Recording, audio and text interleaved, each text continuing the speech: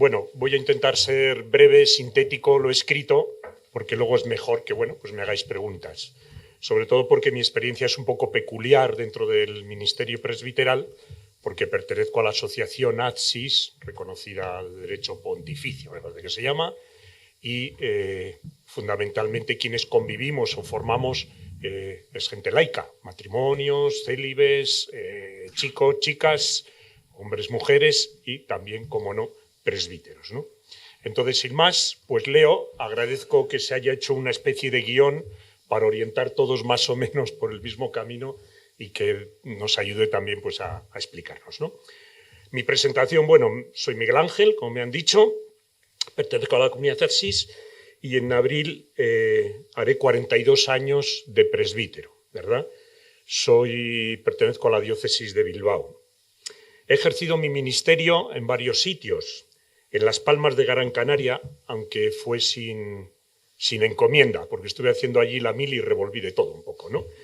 Luego estuve, por supuesto, en Bilbao, en Chile, en Madrid y hoy en este momento en Valladolid. En parroquias, fundamentalmente, y en Chile fui asesor conciliario, diríamos, de la pastoral universitaria en la diócesis de Temuco. Origen y finalidad de la asociación, bueno, las comunidades ATSIS, la finalidad o el carisma que decimos nosotros, nace hacia los jóvenes y los pobres. Nace como en torno al año 62, en torno a grupos en colegios salesianos. De alguna manera somos hijos de los salesianos, aunque luego pues nos separamos. En el año 72, 10 años después, se inicia una vida en común mixta, chicos, chicas, por la necesidad, que digo así brevemente, de ubicarnos en aquellos sitios donde queríamos estar con la gente. Se alquilan, se buscan una vivienda y ahí vamos a vivir. Se empezó por Baracaldo, en el centro de Bilbao y en algunos otros sitios. Luego, si hay que concreto. La comunidad evoluciona hacia una vida compartida, ¿verdad? Compartimos, y seguimos en ello, bienes materiales en una socialización total. Todo el mundo pone todo y todo el mundo hace su presupuesto y cubre sus necesidades. Corresponsabilidad de todos, hombres y mujeres, en el mantenimiento de la casa y en los servicios comunitarios, como puede ser delegado y demás, delegado, interior, etcétera, y también quien friega, quien lava los baños y limpia los pasillos. Ritmos de oración y eucaristías, bueno, que nos montamos como proyecto de la comunidad. Teníamos, ahora ha ido variando por nuestra edad, reuniones semanales. Especialmente resulta las reuniones que llamábamos de comunicación, ya que hablamos de la fraternidad, me parece que es uno de los medios más importantes que tenemos. Cada cierto tiempo, en reunión de comunidad, cada hermano comunica su realidad de vida, vivencia de la interioridad, espiritualidad, su oración, la comunitariedad, cómo se encuentra en relación con el resto de los hermanos, y el compromiso o la presencia, es decir, aquel lugar donde se hace presente e intenta pues, desarrollar en nombre de la comunidad y con la comunidad pues, su misión. Los hermanos aportan, animan, sugieren en esa reunión pues, que estamos, ¿no?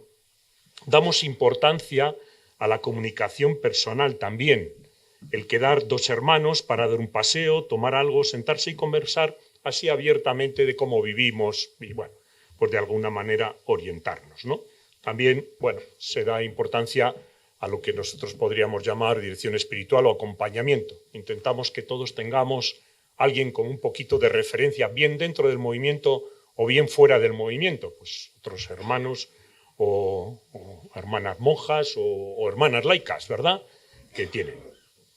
En nuestro ideario decimos, y os voy a leer, que la comunicación es el signo fundamental de nuestra comunidad ATSIS. Dice así: la comunicación es el signo fundamental de la comunidad ATSIS. Porque somos un solo ser en Cristo, vivimos en unidad y necesitamos comunicar la realidad que somos. De esta forma, la comunidad se manifiesta como un cuerpo vivo, en el que la comunicación es la acción que brota de la unidad vivida y manifestada en común por obra del Espíritu Santo. Bueno, es un punto muy querido y bastante fundamental en nuestra convivencia. Por último, en este apartado, esta realidad de vida, los presbíteros, en esta somos uno más en lo que se refiere a la vivencia diaria de la fraternidad, como os hemos dicho, tanto en la comunicación como en los servicios, como encomiendas y demás. Luego hablaré más específico. ¿Quiénes somos en Valladolid y en el mundo? Bueno, en Valladolid somos 8 hermanos, de los cuales 2 somos presbíteros. 4 de nosotros, que uno es matrimonio con una familia y los 2 presbíteros, formamos lo que decimos hermanos de la comunidad y los otros 4 son asociados. Compartimos todo, menos los asociados no comparten la socialización total y en las comunicaciones donde hay discernimiento personal de algún tema. Pues no sé, si vamos a cambiar de trabajo o lo que sea, bueno, la comunicación, aunque luego hacemos comunicaciones juntos. Bueno, hay una lista larga, la leo rápidamente, bueno, pues por decirlo ya que lo pregunta. En Las Palmas de Gran Canaria, Valencia, Barcelona, Madrid, Pamplona, San Sebastián, Bilbao, Vitoria solo está la fundación ahora, Gijón, Madrid, Salamanca, Valladolid, Montevideo, Buenos Aires, Santiago de Chile, Temuco, Chile, Callao, en Perú, Quito, Portoviejo, en Ecuador y el Alto de Bolivia. Esos son los sitios que estamos, poquitos en cada sitio. La forma que ofrece de vivir la espiritualidad y la misión del presbítero. Vivimos una espiritualidad, una interioridad común que se especifica en diversos estados de vida también. Tenemos una realidad común de oración, de estilo de oración y tal, pero en nuestro ideario también aportamos que hay diversos estilos según la condición pues, que uno tiene y sobre todo desde el ministerio. Celibato, presbíteros, matrimonios y demás. En el punto 21, que creo que se especifica muy bien, dice: los hermanos presbíteros vivimos el ejercicio del ministerio como fuente de experiencia interior, cercanos a las necesidades y sufrimientos y alegrías de los hombres y mujeres. Intentamos revivir las actitudes y las entrañas de misericordia del buen samaritano. Al meditar la palabra en la oración y al proclamarla, acogimos los mismos sentimientos de Cristo Jesús. Y al celebrar los signos sacramentales, prolongamos en nuestra debilidad el amor del buen pastor en la comunidad, en la iglesia y en el mundo. Bueno, una síntesis muy del ideario que se formula. ¿Dónde iba? Sí. Modo concreto que se desarrolla la comunidad. Bueno, hoy en día hay una pluralidad de formas. Anteriormente todos vivíamos en común, pero hoy hay varios hermanos. Algunas casas son de vida en común, que hay varios hermanos. Hay casas independientes, más o menos cercanas, con realidades comunitarias, donde también hacemos con un lugar común de Eucaristía, de oración diaria, de reuniones comunitarias, comidas y cenas comunes en algunos momentos, pero no bajo el mismo techo, como dice esto. La vida de los asociados, que viven con sus familias y tienen distintos modos de vinculación, lógicamente, porque a veces un asociado vive en una familia y él o ella no es asociado y entonces, bueno, pues comparte, claro, siempre con el beneplácito y la amistad que tenemos pues con el consorte o la consorte, ¿no? ¿Qué aporta la vida concreta del que da testimonio? Bueno, yo llevo viviendo 49 años en común, más 2 años de proceso y esas cosas, o sea, ya son, al año que viene hacemos un grupito 50 años que nos juntaremos en Bilbao, porque ya están casi todos, intentaremos celebrarlo. Bien, nos solemos juntar algún año y tal la generación. Estilo de relaciones. Bueno, pues vivimos una igualdad en la vida diaria, servicios, como os he dicho, tanto domésticos, comunitarios, delegado, interior, ecónomo, responsable de la presencia, etc. Destacar el compartir la casa con hermanas, siendo un gran aporte para la maduración afectiva, la sexualidad y en la elección del estado de vida célibe, que intentamos hacer antes de lo que se puede hacer una opción o una llamada al ministerio presbiteral. Las mujeres en la casa y en mi vida concreta han sido siempre unas grandes educadoras para mi vida personal, interior y afectiva. Aunque los inicios, como podéis comprender, en el año 77, en Bilbao, con la recién muerte de Franco en 2 años, la convulsión política, terrorista, tantas cosas que pasaban en aquel momento, pues nos trajo bastantes dificultades alrededor, tanto dentro de la Iglesia como fuera de la Iglesia. Pero bueno, el Señor nos apoyó y gracias a Dios también un sector como nuestros obispos nos apoyaron. Crecimiento aporta crecimiento en las relaciones en el general, el compartir, el cuidado, el afrontar conflictos, porque estás en la misma casa, ¿verdad? Y sobre todo te ves muy frecuentemente.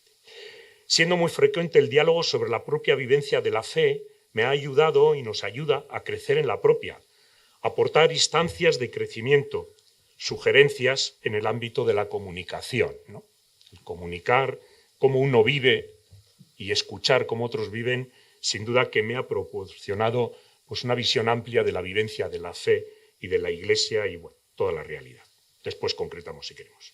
En el ejercicio del ministerio, compartir en lo diario las dificultades, los desafíos y sentirme acompañado, tanto bueno, pues en mi experiencia ministerial y también, como no, en mi experiencia pastoral, que en muchas ocasiones, y en este momento, comparto con los hermanos de comunidad.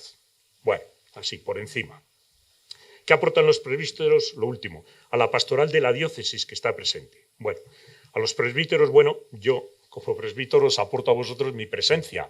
Intento y más o menos suelo estar en todos los encuentros y para mí también el presbiterio pues no deja de ser un lugar de compartir, de fraternidad y bueno, donde bueno, creo que también sin duda me aporta.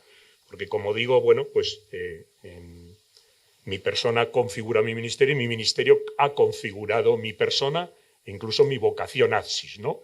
No puedo decir que sea una cosa y otra, al final todo me va configurando a mí mismo, ¿no? Y la relación con vosotros, con el presbiterado, bueno, en Chile, en Bilbao y demás, con mis obispos, bueno, pues la verdad es que bueno, te va configurando y bueno, me alegra y me sirve, quiero decir. Y gracias a Dios, bueno, ya que estoy aquí, he tenido obispos que han sido gente de Dios, ¿eh?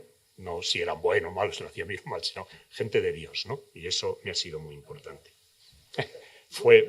Me ordenó Juan María Uriarte y en Chile tuve don Sergio Contreras Navia, un gran hombre que la verdad es que, bueno, tengo buenos recuerdos. Me dijo en su momento cuando me fui de Chile, fui a despedirme, decirle, bueno, gracias don Sergio y tal y cual, dice, te voy a decir solo una cosa, dice, tenía 40 años, dice, tienes todavía la juventud y tienes la madurez de los años. Así que te quedan por delante 20 años donde van a ser 20 años realmente productivos.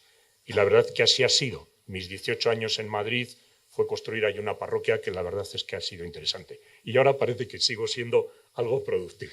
Vale, termino. A la diócesis. Bueno, los hermanos a la diócesis, bueno, la presencia de todos hoy en la realidad parroquial en la que estamos, bueno, y algunas otras realidades como bueno, civiles como el hogar, etcétera, ¿no?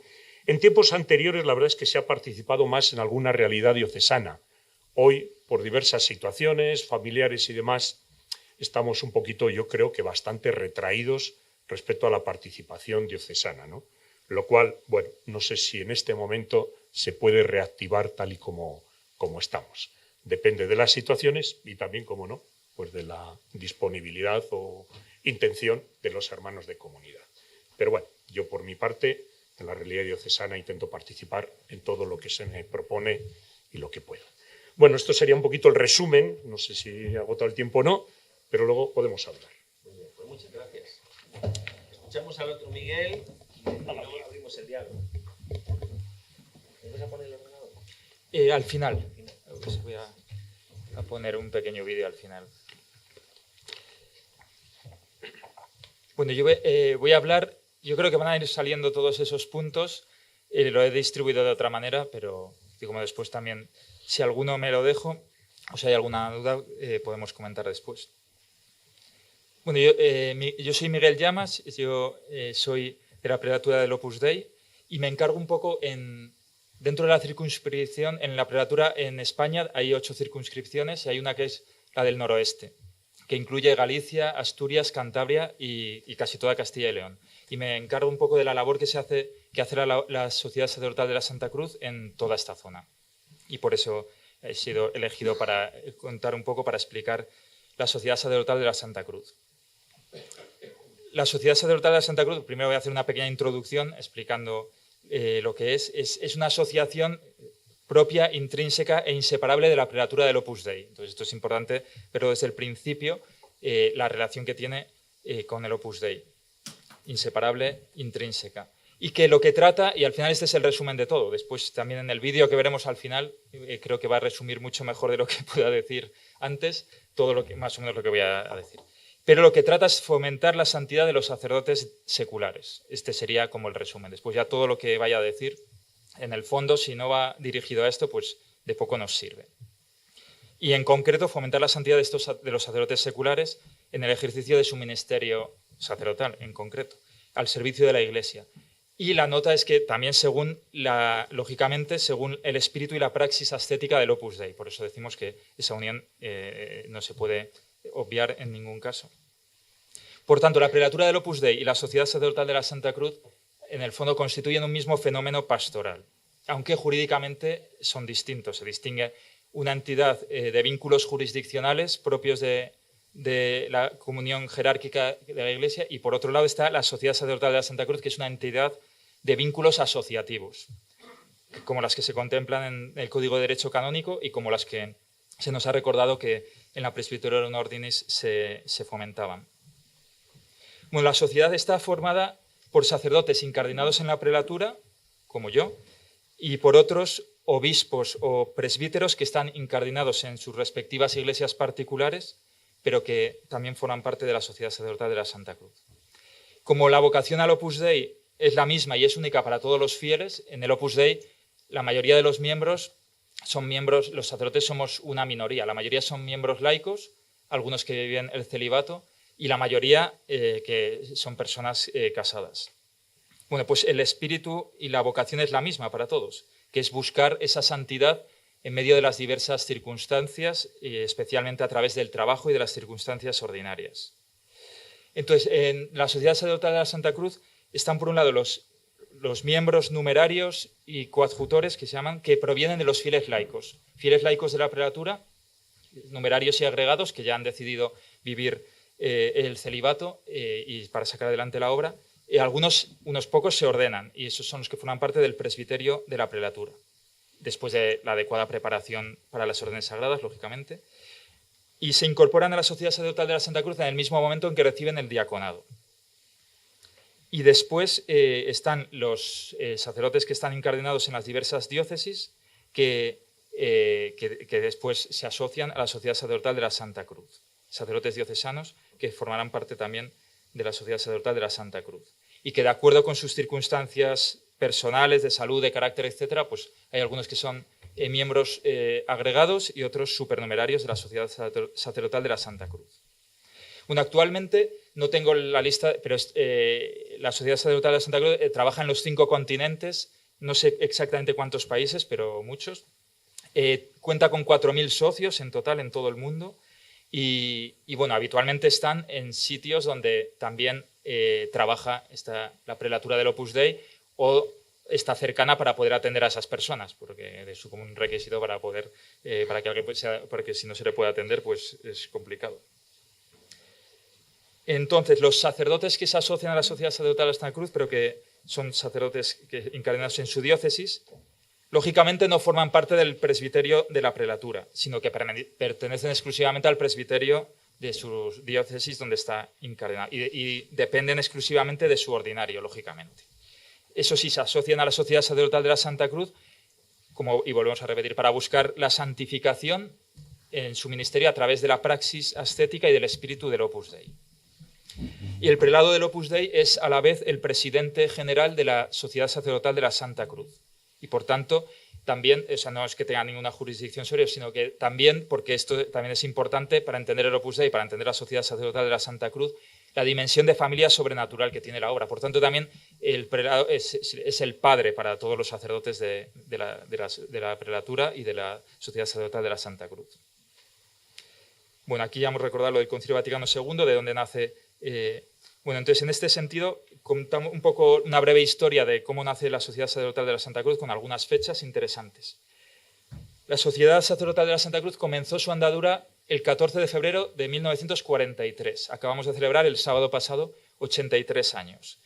Y como decimos que es inseparable del Opus Dei, pues el Opus Dei, la prelatura nació, bueno, entonces no la prelatura, el Opus Dei nació el 2 de octubre de 1928, 15 años antes. En ese momento es cuando San José María, y es el verbo que suele utilizar, cuando habla de la fundación del Opus Dei, vio lo que el Señor, lo que Dios le pedía, que venía desde hace años intentando ver qué es lo que el Señor le pedía. Pues ese día vio que el Señor le pedía, y así lo decía, promover entre personas de todas las clases de la sociedad el deseo de la perfección cristiana en medio del mundo. Es decir, el Opus Dei pretende ayudar a las personas que viven en el mundo, al hombre corriente, al hombre de la calle, a llevar una vida plenamente cristiana, sin modificar su modo normal de vida, ni su trabajo ordinario, ni sus ilusiones y afanes. Bueno, San José María empezó a difundir desde entonces ese mensaje, y sobre todo a seglares, pero desde el inicio también, es verdad que desde el comienzo, algunos sacerdotes diocesanos de alguna manera se unieron a él para vivir ese espíritu que Dios le había confiado y para ayudarle. Bueno, entonces desde el principio el Opus Dei, podemos ver que por un lado lo que San José María vio es que para muchas personas, para las personas que vieran que era su vocación y que se sentían llamadas, se convertía en su camino de búsqueda de la santidad en medio del mundo. Y desde el principio, pues la gente de la obra pues, se entiende esa vocación que tienen para ser santos. Y desde el principio también, por otro lado, San José María vio que sería un instrumento para ayudar a muchas personas, que no serían del Opus Dei, pero para ayudarles a darles formación, a darles los medios espirituales necesarios para buscar esa santidad. A San José María le gustaba hablar de una gran catequesis, la obra como una gran catequesis en la que mucha gente se podría formar y se le podría facilitar esos bienes espirituales, aunque sea gente que no se vincule a la obra. Lo que vio el fundador es que desde el principio, ya muy pronto, la necesidad de contar con sacerdotes provenientes del laicado del Opus Dei para poder atender específicamente a las personas de la obra y a las que venían por sus apostolados. Y en ese contexto, el 14 de febrero de 1943, como decíamos, mientras celebraba la misa en un centro de mujeres de la obra en Madrid, San José María, después de la misa, vio la solución que llevaba buscando un tiempo, que es la Sociedad Sacerdotal de la Santa Cruz. Y dice, vio también el sello, desde entonces el sello del Opus Dei, que es una cruz en medio del mundo. Así decía San José María, significa el mundo y metida en la entraña del mundo la cruz. Así nace la Sociedad Sacerdotal de la Santa Cruz, que después, el 8 de diciembre de 1943, fue erigida por el obispo de Madrid, después de que la Santa Sede lo aprobara unos meses antes. Bueno, San José María, entre tanto, en ese momento vio la solución para que algunos fieles del Opus Dei, ya célibes, pudieran ordenarse, encardenarse y servir a la obra. Pero seguía San José María también con el deseo de ayudar a sus hermanos sacerdotes diocesanos, que era un deseo que tenía desde siempre. Después de la Guerra Civil, antes de que naciera la Sociedad Sacerdotal de la Santa Cruz, San José María predicó, por ejemplo, muchos retiros espirituales en diversas diócesis porque el obispo se lo pidió. Pero seguía teniendo ese deseo de ayudar.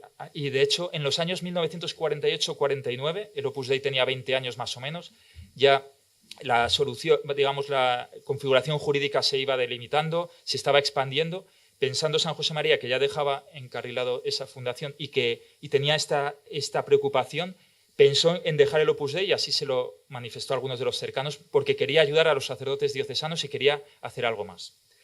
Sin embargo, en 1950, mientras estaba en este ambiente, San José María vio que no era necesario dejar el Opus Dei y que había una solución para que también los sacerdotes diocesanos formaran parte del Opus Dei, con esa Sociedad Sacerdotal de la Santa Cruz de esa manera. El 16 de junio de 1950 la Santa Sede aprobó la Sociedad Sacerdotal de la Santa Cruz, de manera que los sacerdotes diocesanos también, que estaban encadenados en sus respectivas circunscripciones eclesiásticas y que se sintieran llamados a seguir esa praxis ascética del Opus Dei y ese espíritu, podían incorporarse a esa sociedad. Y después, ya en noviembre de 1982, San Juan Pablo II erigió el Opus Dei como prelatura personal de ámbito internacional, compuesta por sacerdotes y laicos, y también en esa misma Constitución Apostólica erigió la Sociedad Sacerdotal de la Santa Cruz, como una asociación de clérigos intrínsecamente unida a la prelatura. Bueno, la espiritualidad, la Sociedad Sacerdotal de la Santa Cruz, como decimos, tiene como fin fomentar la santidad de los clérigos seculares. Así se recoge en esa Constitución Apostólica de San Juan Pablo II, según el espíritu y la praxis ascética del Opus Dei. Los sacerdotes incardinados en las diversas diócesis se unen a la sociedad, movidos por esa vocación divina, como los demás fieles del Opus Dei, y para encontrar ese apoyo, ese estímulo en la búsqueda de la santidad. Y en el caso de los sacerdotes, también a través de su ministerio sacerdotal, lógicamente. Decía San José María, en la obra no hay dos clases de socios, clérigos y laicos. Todos son y se sienten iguales y todos viven el mismo espíritu, la santificación en el propio estado. Bueno, pues este mensaje implica una radical toma de conciencia, primero de las exigencias de santidad y apostolado que se derivan del bautismo para todos los fieles y posteriormente, en el caso de los sacerdotes, de la ordenación sacerdotal, lógicamente. Los sacerdotes de la Sociedad Sacerdotal de la Santa Cruz reciben del Opus Dei la ayuda espiritual y sobre todo ese espíritu que les lleva a valorar también el don de sacerdocio ministerial en la Iglesia y descubrir cómo ese don es una ocasión de servir a todos. Enumero algunas características de la espiritualidad del Opus Dei, que por tanto también son propias de los miembros de la Sociedad Sacerdotal de la Santa Cruz, sin detenerme mucho en cada una. La primera, la filiación divina, porque San José María sí lo decía, la filiación divina es el fundamento del espíritu del Opus Dei, también para todos los cristianos, lógicamente, pero ese sentido de la filiación divina. Y por eso la formación que se da en el Opus Dei intenta fortalecer ese vivo sentido de la condición de cada uno de hijo de Dios. Después, la unidad de vida o coherencia de vida. Decía San José María que es una condición esencial para los que intentan santificarse en medio de las circunstancias ordinarias de su trabajo, de sus relaciones familiares y sociales, lógicamente. La formación que se imparte en la obra, por eso se conduce a orientar todo hacia Dios, a través de ese cumplimiento de los deberes ordinarios del cristiano, ordenando las estructuras de la sociedad, luchando por mantener firme esa unidad de vida, sencilla y fuerte, decía San José María, en la que se funden y compenetran nuestras acciones. Después, otra tercera es la santificación del trabajo. Dios quiere que trabajemos bien para ocuparnos del mundo que Él mismo creó, decía San José María, y dirigirlo hacia Él. Y por eso el trabajo en todos los fieles de la obra pues, es algo fundamental. De encontrar a Dios en las circunstancias ordinarias, pues concretamente el trabajo es fundamental. Para los sacerdotes, pues el trabajo pastoral que llevamos a cabo. Y fruto directo, digamos, de esa coherencia de vida o unidad de vida y de la importancia del trabajo está el apostolado o el espíritu evangelizador que, como algo fundamental a través de ese trabajo, en nuestro caso el trabajo pastoral y de esa coherencia de vida que me lleva pues, a querer acercar a Dios a todos los que tenemos cerca. Y una última, podrían señalarse más, pero bueno, estos son así como algunos de las claves de la espiritualidad, la piedad que se alimenta de doctrina, como esta doble, o sea, una doctrina y piedad que se tratan de vivir de manera conjunta. Una doctrina que alimenta la piedad y una piedad que se vivifica a través de la doctrina. Y dentro de la piedad, para todos los fieles de la obra, pero también especialmente para los sacerdotes, la importancia de ser almas de Eucaristía y configurarnos con Cristo en la Eucaristía. Decía San José María en una homilía que se llama Amar a la Iglesia, el centro y la raíz de la vida interior del cristiano lo debe ser de modo especial de la vida de los sacerdotes, hablando de la Eucaristía. El centro y la raíz, con palabras muy parecidas a las que utilizará el Concilio Vaticano II para hablar de la Eucaristía. Y por último ya, hablar un poco de la ayuda en la vocación sacerdotal. Se verá también en el vídeo que vamos a ver de 5 minutos. ¿Qué ayuda concreta recibe las personas que forman parte de la Sociedad Sacerdotal de la Santa Cruz o que participan de sus apostolados y de sus actividades? Bueno, pues los clérigos de las diócesis, sacerdotes y obispos que se adscriben a la Sociedad Sacerdotal de la Santa Cruz, siguen, insistimos, incardinados en su propia iglesia particular. Esto está claro. Dependen solo del obispo. San José María hablaba mucho, le gustaba utilizar esa expresión tan famosa de San Ignacio de Antioquía, de nil sine episcopo, nada sin el obispo. Y por tanto no están de ningún modo bajo la jurisdicción del prelado del Opus Dei, que sin embargo sí que es el padre para todos los fieles de la obra y de la sociedad. Quien pide la admisión a la Sociedad Sacerdotal de la Santa Cruz lo hace porque tiene el convencimiento de que le va a ayudar a ser santo en medio del mundo y en medio de su ministerio sacerdotal, siguiendo ese espíritu del Opus Dei. La vinculación jurídica y afectiva con la diócesis en que están incardinados y con los demás miembros de su presbiterio queda reforzada, o por lo menos la formación que reciben es para que quede reforzada y para que sean mejores sacerdotes y ayuden más a la diócesis. Por tanto, lo que no ofrece, aunque es mejor siempre empezar por lo positivo, pero bueno, a veces la negación nos ayuda a entender mejor. Lo que no ofrece la Sociedad Sacerdotal de la Santa Cruz, según ha quedado ya claro, no son superiores internos. Lo que sí ofrece es una vida de familia sacerdotal, una ayuda espiritual y humana, y que eso todo repercute lógicamente en el ejercicio ministerial. Lo que ofrece también es un plan de vida espiritual que es común a todos los fieles del Opus Dei y que al mismo tiempo, porque las circunstancias son distintas, las de unos y las de otros, San José María le gustaba decir que ese plan de vida que fue concretando San José María por lo que Dios le hacía ver poco a poco, pero que se adapta como un guante a la mano de cada uno, pues porque las circunstancias son distintas, Y es un plan de vida común de oración, de una serie de oraciones, pero que después se adapta a las circunstancias de cada uno. Y lo que también aporta es un modo concreto de vivir algunas virtudes, según ese espíritu del Opus Dei. La laboriosidad, que ya hemos visto que es algo clave, el trabajo, el desprendimiento con unas manifestaciones concretas, etc. Los medios de formación que ofrece los socios, para los socios de la sociedad son similares a los que ofrece para los miembros de la prelatura, teniendo en cuenta, eso sí, las dimensiones específicas que tiene la formación sacerdotal. Y lógicamente se complementan sin sobreponerse a las disposiciones sobre la formación permanente que dé el obispo para el presbiterio de la diócesis a la que pertenecen. Entonces, los socios pueden recibir dirección espiritual, personal, clases doctrinales o ascéticas, días de retiro, etcétera, que se organizan sin interferir con su ministerio, claro. Ofrece a sus socios y a los clérigos que participan de sus actividades medios espirituales para sostener y apoyar su vida interior, la formación doctrinal y pastoral y la unión fraterna entre los sacerdotes. E intenta siempre fomentar también esa práctica de la fraternidad honda con los demás sacerdotes. Bueno, San José María procuró despertar también en todos los cristianos, lógicamente desde todos los cristianos, la responsabilidad de cooperar para que aumenten las vocaciones sacerdotales.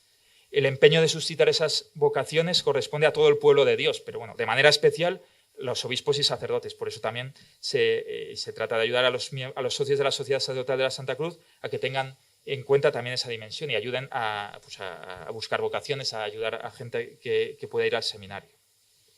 Bueno, y después están los socios, hemos dicho, y hay algunos clérigos que participan en medios de formación que imparte la Sociedad Sacerdotal de la Santa Cruz o que colaboran en los apostolados de la prelatura y de la sociedad, con su oración, con sus limosnas o, si es posible, con algunas ayudas puntuales con su ministerio pastoral. Y son los llamados cooperadores. Aquí dejo, si a alguien le interesa, hay una explicación muy breve de lo que es un cooperador cómo se hace un cooperador. Y aquí también hay otra hoja en la que se explican las indulgencias que pueden lucrar los cooperadores de la prelatura y de la Sociedad Sacerdotal de la Santa Cruz.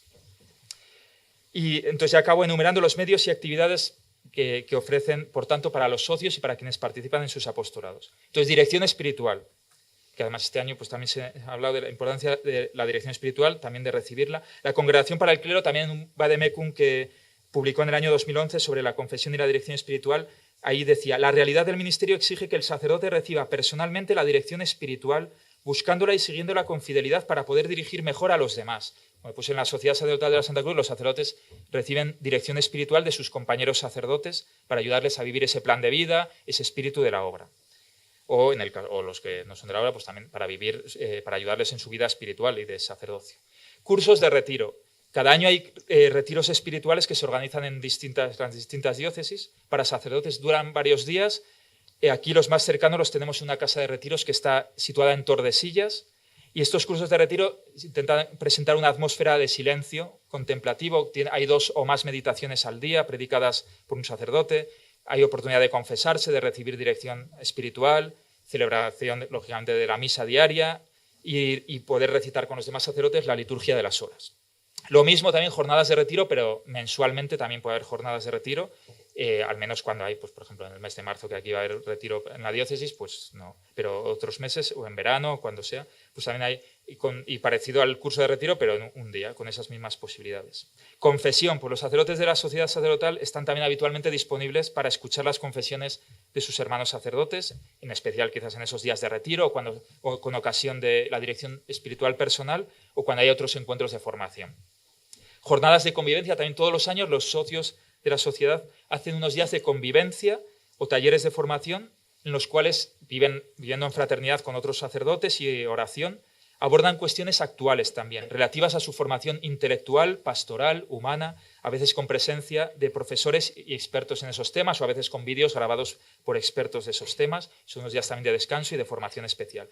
Y por último, otros seminarios de formación, otras charlas, conferencias, a veces semanalmente, cada 15 días, habitualmente en los centros que hay, pues aquí en la calle Gamazo, el centro de la Sociedad Sacerdotal de la Santa Cruz, que hay para toda la zona del Duero, y seminarios abiertos para sacerdotes. Y también aquí tuvimos en noviembre, cada año tenemos las jornadas sacerdotales, una jornada un día que tuvimos ahí en esta casa de retiros, El Rincón, en Tordesillas.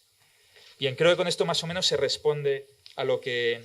Entonces ahora voy a poner un vídeo de 5 minutos que está en la página web del Opus Dei y que describe en 5 minutos, probablemente bastante mejor de lo que he hecho, lo que es la Sociedad Sacerdotal de la Santa Cruz. Esto en la página web de opusdei.org hay una sección que está para la Sociedad Sacerdotal de la Santa Cruz, donde está también más o menos recogido todo esto, que también se recoge en este folleto que también dejo aquí, por si a alguno le interesara, que explica lo que es la Sociedad Sacerdotal de la Santa Cruz.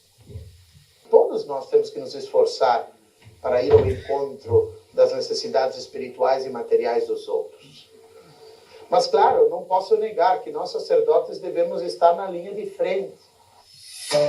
La Sociedad Sacerdotal de la Santa Cruz es una asociación de sacerdotes que tiene como fin fomentar la santidad de los sacerdotes seculares en el ejercicio de su ministerio al servicio de la Iglesia, según la espiritualidad del Opus Dei.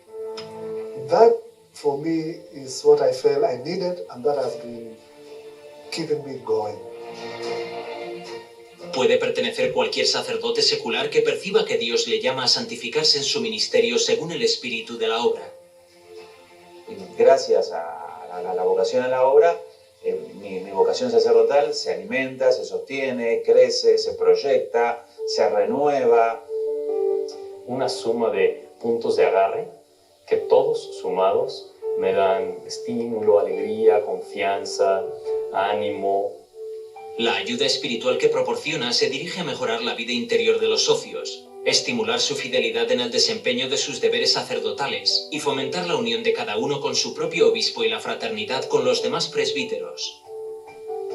Without a doubt, one of the things that St. Josemaria taught priests is that their first priority, really, in terms of obedience, is always, always, always to their bishop. Los clérigos de las diócesis que se adscriben a la Sociedad Sacerdotal de la Santa Cruz siguen incardinados en su propia iglesia particular, dependen solo de su obispo y no están de ningún modo bajo la jurisdicción del prelado del Opus Dei. Da la seguridad de que están atendidos espiritualmente y de que también humanamente se verán también ayudados por sus hermanos sacerdotes y ellos se convertirán también en un factor de búsqueda de comunión en el presbiterio. O que mais entusiasmo me provoca, depois continuar a minha vida de sacerdote enquanto puder e nos trabalhos que me estão encomendados pelo meu bispo. Todo se pone al servicio de los demás. Das Entscheidende ist das Herz. Man muss Herz haben für die Menschen. Se nos pide ser artistas. Los sacerdotes incardinados en las diversas diócesis se unen a la sociedad para encontrar apoyo y estímulo en su búsqueda de la santidad en su ministerio sacerdotal, que abarca todas las dimensiones de su existencia. Poner toda la vida bajo ese signo de la filiación de Dios me parece que es algo trascendental. The depth of being able to express the faith through lives with our ongoing formation as priests and bishops, with a commitment in a humble way. Para ser un sacerdote de Cristo, un sacerdote entregado a la Iglesia, que tiene que tener un corazón universal, que tiene que estar siempre unido al magisterio del Santo Padre, fiel al Evangelio, un sacerdote entregado. But when we're ordained, our formation doesn't end. It's only the beginning. They're teaching us how to find the answers to our questions, and that's where it really begins, that regular encounter with intellectual, emotional, spiritual, and human formation. Y la obra viene a hacer del trabajo una oración, a santificar el trabajo, a que nos santifiquemos con el trabajo, a que santifiquemos a los demás con el trabajo. La Sociedad Sacerdotal de la Santa Cruz ofrece a sus socios y a los clérigos que participan de sus actividades unos medios espirituales para sostener y apoyar la vida interior, su formación y la unión fraterna entre los sacerdotes.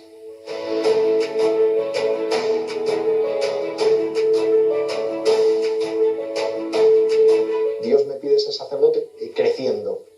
Y eso es lo que a mí particularmente me ayuda la Sociedad Sacerdotal de la Santa Cruz. Esa ayuda para seguir creciendo cada semana, ¿no? Me ayuda mucho a ser yo mismo, de acuerdo a lo que Dios quiere de mí, tomando a Jesucristo como ejemplo. I think it complements my life as a bishop. It makes me strong so that I can be a better bishop. Y eso me llena de mucha alegría.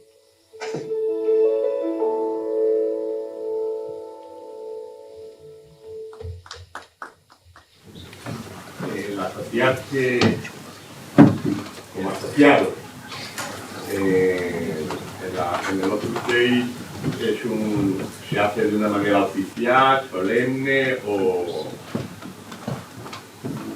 De los que se asocian a la sociedad. Sacerdotes seculares que quieran un poco vivir de esa espiritualidad y quieren asociarse.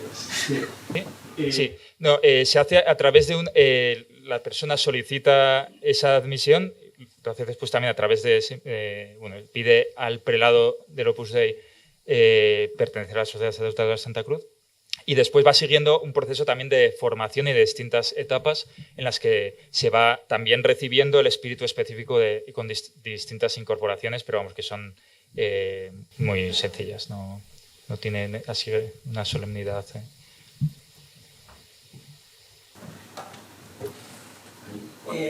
Bueno, yo no es una pregunta, solo dar un pequeño testimonio de agradecimiento.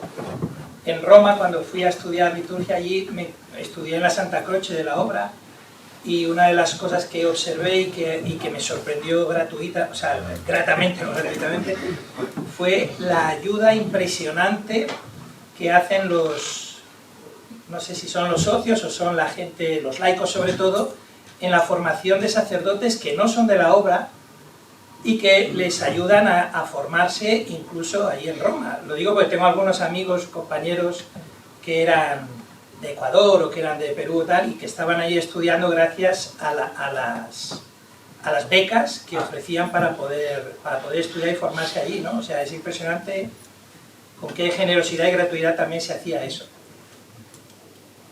Que no sé si lo has mencionado, me ha parecido que eso no ha salido. No, eso no ha salido. Porque, vamos, sí, hay algunas fundaciones que se encargan también de ayudar a gente que pueda ir a estudiar, sea en Pamplona, sea en Roma, y que vienen sacerdotes de muchas diócesis, también o seminaristas, pero bueno, sacerdotes que estudian ahí.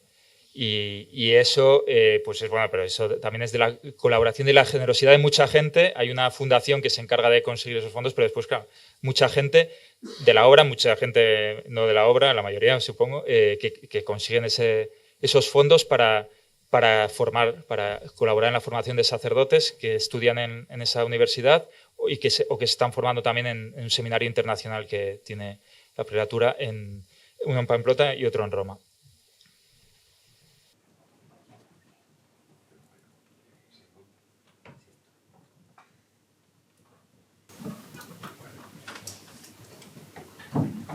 En la comunidad de Axi ahora estáis dos curas, que soy Julen y tú, ¿no?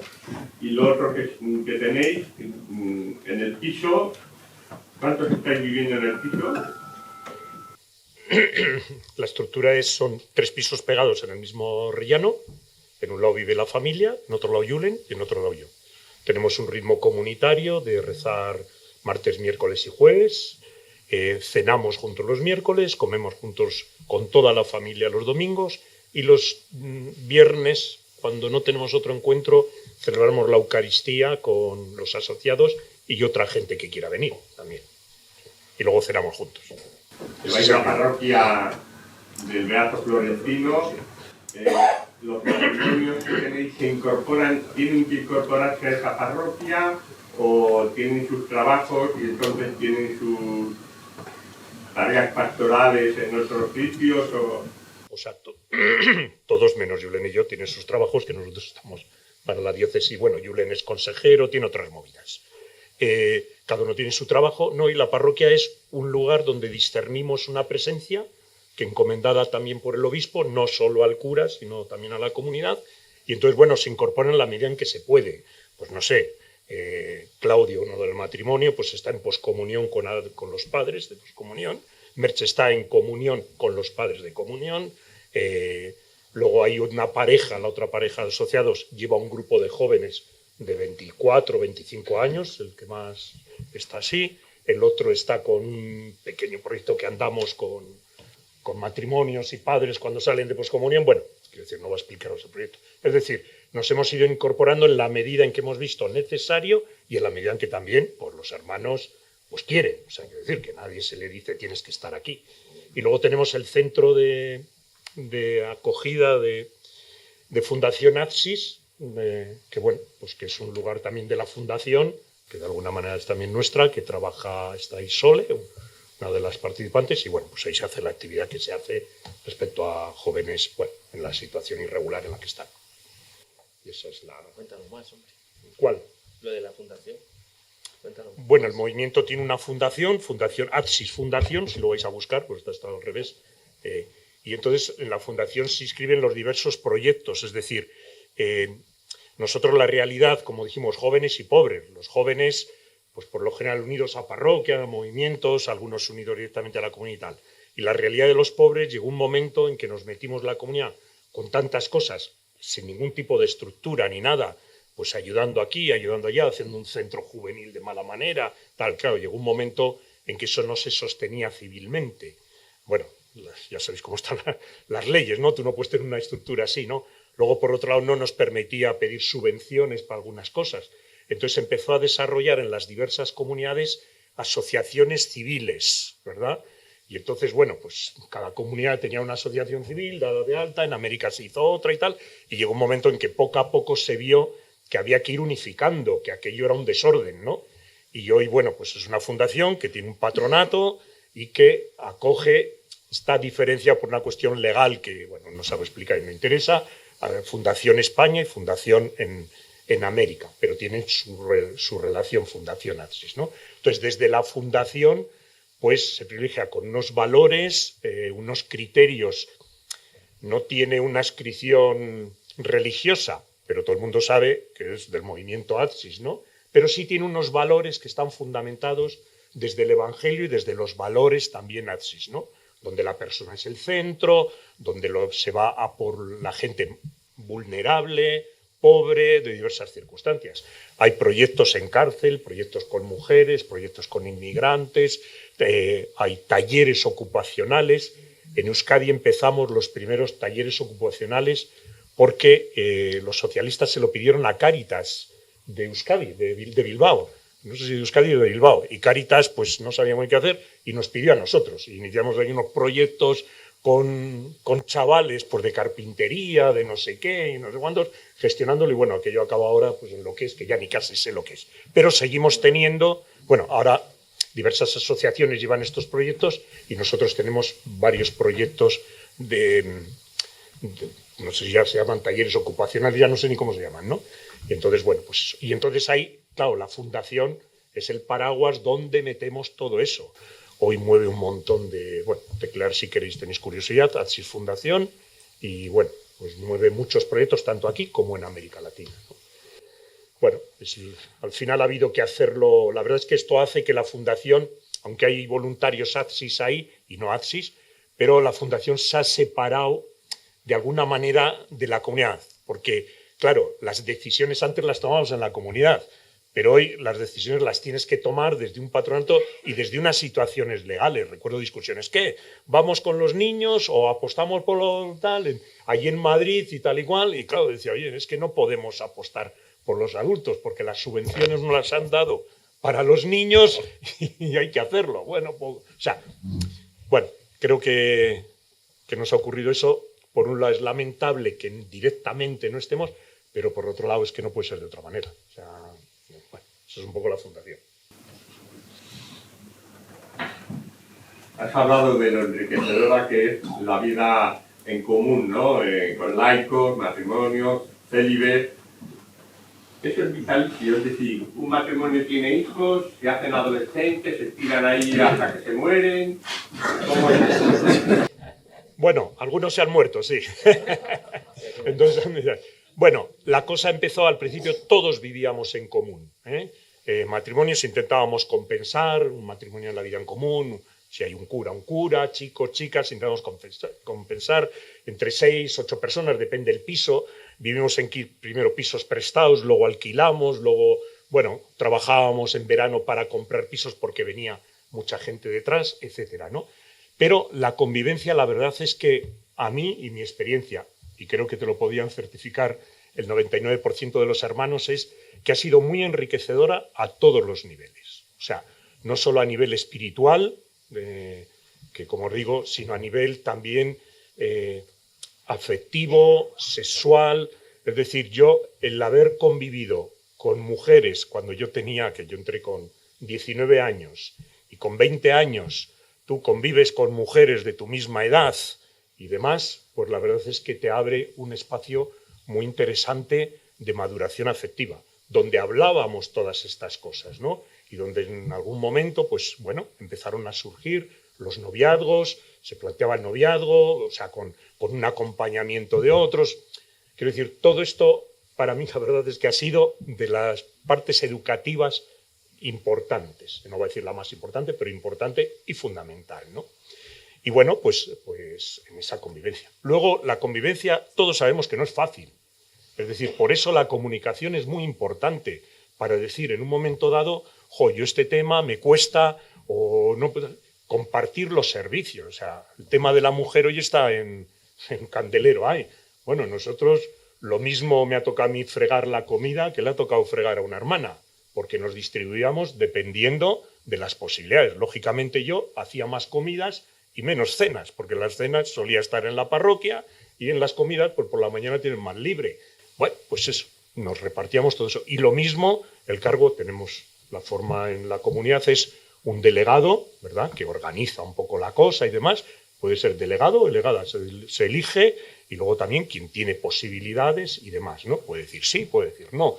Lo mismo el interior de la comunidad, es alguien que lleva la interioridad, es decir, que organiza las oraciones, que plantea las eucaristías o lo que sea, y puede ser un hermano o puede ser una hermana. Tenemos luego servicios centrales de interioridad, reuniones de interioridad a nivel nacional, reuniones nos encontramos los presbíteros una vez al año, una semana en Madrid, que ha sido ahora recién. O sea, luego tenemos toda una coordinación en el movimiento para no ir cada uno por su cuenta, aunque cada comunidad tenga su autonomía, por decirlo así, ¿no? Entonces, bueno, pues realmente yo creo que la vida en común pues es una riqueza. Ahora, también crea conflictos. O sea, no digo que esté exenta de conflictos, sino que a veces ha habido situaciones en las cuales he dicho, oye, pues mira, pues hay que cambiar de casa, porque es que vosotros dos, o sea, no vamos a decir quién es malo. Bueno, pues bueno, hay soluciones a veces que se hacen, ¿no? Y luego el tema económico es otro tema que no ha habido nunca ningún problema. O sea, nosotros hacemos presupuesto, yo voy a ganar al año tanto dinero que se pone. Luego hago un presupuesto, según mi vida, tengo esto, tengo que al año que viene tengo que cambiar las gafas, tengo que hacer esto, tengo viajes, tengo no sé qué, y mi presupuesto es este, claro, porque de dinero no andamos especialmente sobrados, aunque no nos falta, ¿eh? Entonces, bueno, pues también, y también por vivir, siempre hemos hablado de vivir una austeridad.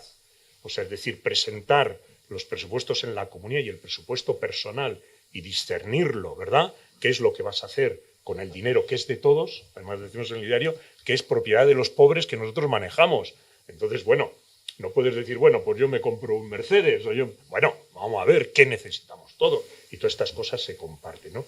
Y es muy interesante porque te ayuda a la austeridad, y ahora hoy ya empezamos a llamarlo dentro de la austeridad ecología, ¿no? O sea, porque que también pues será vivir con lo necesario, pero hoy también con una conciencia un poquito más allá que la Iglesia, el Papa, el mundo nos lleva, ¿no? Bueno, pues vamos evolucionando así. ¿Cómo hemos evolucionado? Que lógicamente por situaciones familiares y de los hijos, como nos ha pasado en Baiole, en un momento dado decimos la familia tiene que vivir aparte, no por problemas, sobre todo fundamentalmente lo que nos ha llevado a esto han sido los hijos. A veces se acostumbran en la gran casa. Y entonces, bueno, el hijo dice, pues me voy a la biblioteca, se va allí, se pone su y anda, el otro va para acá, el otro entra, oye, yo me quedo, cojo esto, lo otro, y claro, hay una falta igual de control, entre comillas, de los padres. En nuestra situación ocurrió eso, y en otras situaciones, y entonces dices, vamos a ver, ¿qué es lo bueno en este momento?